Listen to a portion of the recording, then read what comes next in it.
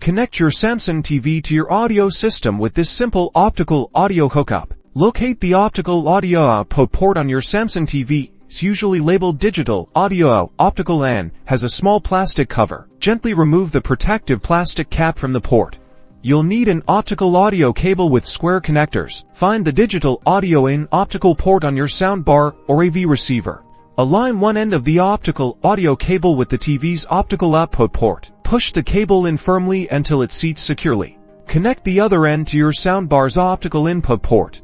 Power on your Samsung TV and your audio device. On your Samsung TV, go to the Settings menu and look for Audio Settings. Within the Audio Settings, select Sound Output or Audio Output. Choose Optical or Digital Audio Out as your sound output. Your TV will now send digital audio signals to your external device for improved sound. Enjoy enhanced home theater sound via your Samsung TV's optical audio output.